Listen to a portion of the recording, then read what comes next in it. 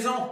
Content que vous soyez là. Bienvenue dans le nouveau décor que vous voyez pour nos capsules, les moments d'encouragement du mercredi. Je suis content que vous soyez là aujourd'hui. Vous avez choisi de participer, d'écouter les encouragements. Vous savez, vous pouvez la virer comme vous voulez. L'ignorance n'est pas et ne sera jamais une béatitude.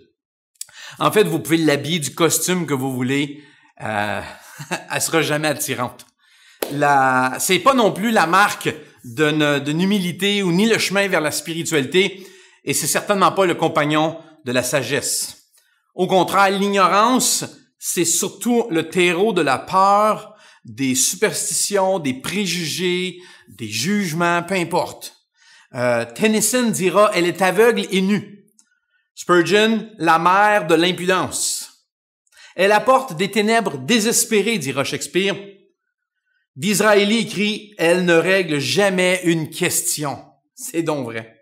Et elle ne promeut l'innocence, écrit par Browning. Et pourtant, ça reste un plaidoyer préféré des coupables. Ça reste l'excuse des paresseux. Et malheureusement, parfois, la rationalisation chrétienne de l'immaturité. Dans Juge, 10e et 11e chapitre, il y a une des histoires les plus choquantes qu'on peut trouver dans la Bible. C'est le récit d'un homme qui s'appelle Jephthé, qui sera juge en Israël. Bien que souvent ignoré, il y a un message super important dans cette histoire-là, et j'aimerais ça qu'on puisse la regarder parce que c'est très applicable à aujourd'hui. Jephthé était juge en Israël à une époque où Israël a encore tourné le dos à Dieu et s'est tourné vers les dieux païens des nations. Et à ce moment-là, Dieu se sert des nations pour qui entourent Israël d'immoralité pour les ramener vers lui. La parole de Dieu et l'obéissance à lui sont ignorées pendant de nombreuses années dans cette histoire. Et pour ça, Dieu les juge et les punit d'une certaine oppression de ces mêmes nations-là. Puis le résultat, c'est qu'ils finissent par retourner vers Dieu et Dieu va susciter Jephthé pour les en sortir. Mais Jephthé est le résultat d'une nuit du père de Jephthé, qui était Gilead, avec une prostituée.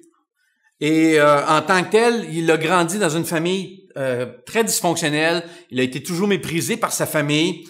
Et finalement, ses propres frères l'ont fait partir. Il a été expulsé de sa famille. Et Jephthé va se former une gang de personnes, parce que c'est un grand guerrier, en fait, cet homme-là.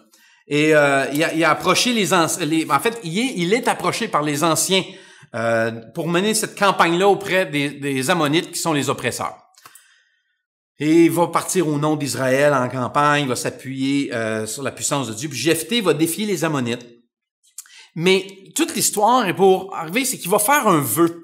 Il va faire un vœu où il va dire que s'il est victorieux, s'il gagne, il va sacrifier à Dieu la première personne ou chose qui va sortir de sa maison, qui va venir à sa rencontre dans Juge 11, 31.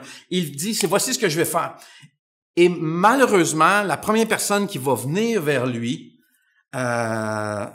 c'est sa fille. Et là, il va crier, hélas, ma fille, t'es venue dans mes bras, en tout cas, bref. Mais il est lié par ce vœu-là, où il dit, j'ai pris un engagement envers le Seigneur et je ne peux pas revenir sur ma promesse. Sa fille va lui demander 2 mois de grâce. Elle va lui dire, s'il vous plaît, fais-moi grâce de 2 mois. Puis elle va dire au Juge 11, 37, je me rendrai sur les collines avec mes amis pour m'y lamenter de devoir mourir avant d'avoir été marié. Et quand elle revient, Jephthé fait l'impensable, réalise le vœu, sacrifie sa fille en offrande à Dieu. On voit ça au verset 39. C'est abominable comme histoire. Jephthé est un homme qui craignait Dieu, mais malgré sa foi, sa connaissance de Dieu faisait défaut. Sa connaissance du Seigneur faisait défaut. Et être une personne de foi, c'est essentiel, mais je veux que vous compreniez, ça ne s'arrête pas là. Ce n'est pas tout. Les raisons, et ce n'est pas une question de salut, c'est une question de comportement et d'agissement dans la vie dans laquelle on doit agir. Et les raisons pour lesquelles il manquait de connaissances, c'était parce qu'évidemment, il avait grandi dans cette espèce de foyer-là dysfonctionnel, à une époque où Israël ne suivait plus les règles de quelles qu'elles soient. Puis les familles ne passaient pas les instructions que Dieu leur avait données. Donc, lui il se ramasse dans une situation où on ne lui a pas transmis l'information, ou les bonnes manières, ou la connaissance de savoir ce que la Bible dit. Alors, lui, il connaissait pas ça. Alors, il a simplement basé sur une espèce de foi, un zèle inconscient. On va faire ça, je vais faire ça, puis si j'ai la victoire, voici ce que je vais faire pour Dieu. Malheureusement, s'il avait mieux connu le Seigneur, il aurait su que les sacrifices humains étaient contraires au caractère de Dieu. Sa connaissance de la parole de Dieu faisait également défaut parce qu'il savait pas que le sacrifice humain était interdit par Dieu. On le voit dans Lévitique au 20e chapitre, versets 2 à 5. S'il l'avait su aussi, s'il avait lu ce qui est écrit, il aurait également su que pour environ une somme d'à peu près une trentaine de dollars canadiens, aujourd'hui, à notre époque, il aurait pu être relevé du vœu qu'il avait fait, qu'on peut voir dans Lévitique 27. Au lieu de cela, il a sacrifié sa fille unique. Moi, j'ai entendu des chrétiens dire qu'ils ne pensaient pas que la doctrine ou la théologie était important. Ça n'a pas de valeur, c'est pas si important que ça, c'est la foi qui compte. La foi, l'expérience en Dieu, c'est ce qui est important, selon ce qu'ils disent. Connaître la parole de Dieu et la théologie sont pas des priorités et pas nécessaires pour avoir la foi. Ils ont raison, en partie. Ils ont à moitié raison. Parce que la vérité, c'est que il est vrai que vous pouvez être chrétien, vous pouvez connaître très peu de choses sur Dieu, sur le salut ou comment ça fonctionne et avoir la foi et marcher avec Dieu. C'est totalement vrai. Par contre, il est vrai aussi que l'on peut avancer dans la vie chrétienne sans nécessairement avoir beaucoup de connaissances, mais à un moment donné, on peut peut-être se débrouiller pendant un certain temps avec une certaine genre d'ignorance. Mais à un moment donné, si on peut pas être un chrétien de foi personnelle et de théologie superficielle comme Jephthé, serait au mieux mal orienté et au pire devenir dangereux. Ça me rappelle une histoire dernièrement, tout récemment, j'ai discuté avec une dame qui me partageait qu'une personne chrétienne lui avait mentionné de cesser de prendre ses médicaments pour l'anxiété chronique. Il y avait mentionné plusieurs choses sur les AB, de dire tu peux pas faire ça ou c'est toujours le diable et si tu fais ça, si tu prends des médicaments, c'est le diable qui est... Et toute cette pensée-là, et elle est tombée dans une souffrance profonde dans sa santé psychologique, émotionnelle, relationnelle et physique. Et ça s'est mis à se détériorer rapidement. Tellement d'autres propos lui ont été apportés qui ont gravement nui à sa vie, à cette dame-là. Sa vie personnelle, sa vie de couple, sa vie familiale, sa vie sociale. Vous savez, souvent, ce genre de chrétien-là clame un verset ou deux hors contexte, ne tenant pas compte de l'enseignement des Écritures et du caractère d'un Dieu aimant qu'ils prétendent suivre et aspirent à ressembler. Vous savez, j'espère que votre situation n'est pas aussi dramatique que ça. Mais peut-être que vous prenez des décisions basées sur une compréhension superficielle de la parole de Dieu. Vous finissez par faire des mauvais choix de relations, de travail, dans votre vie, encore et encore et encore.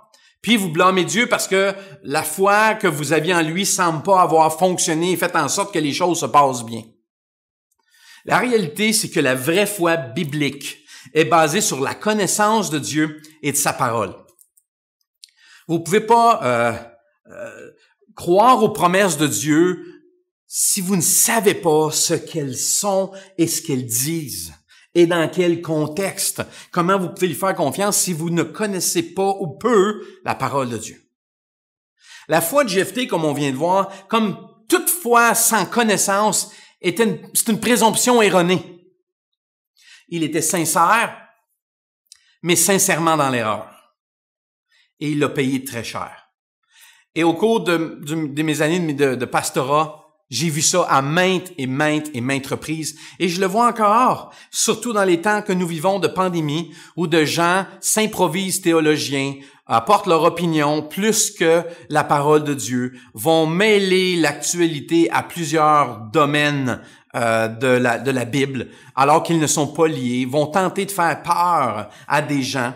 Moi, ce que je veux vous dire, c'est que c'est une foi qui n'est pas basée sur la vérité de la parole de Dieu ou sur des textes qui sont pris hors contexte, sera toujours erronée et probablement très dangereuse.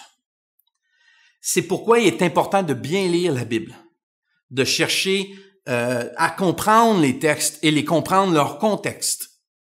C'est important que lorsque vous avez des questionnements, de trouver des sources connues, crédibles, sur lesquelles vous pouvez vous fier. Moi, je vous dis, si vous avez des questions ou vous avez besoin de comprendre des passages, commencez par le demander à votre pasteur. Allez voir votre pasteur, peu importe où vous êtes, votre église. Allez voir votre pasteur. Demandez-lui. Avant d'entendre ce que toutes les personnes ont à dire ou tout ce que les personnes peuvent vous amener comme enseignement, comme passage, comme lien, comme peu importe comme opinion. La Bible ne se contredit pas. Elle s'explique d'elle-même. Allez voir votre pasteur. Allez discuter avec lui. Et avant de partir dans une interprétation de n'importe qui, commencez par vérifier une source à laquelle vous devriez avoir confiance. Votre pasteur. Sur ça, je vous souhaite un excellent mercredi.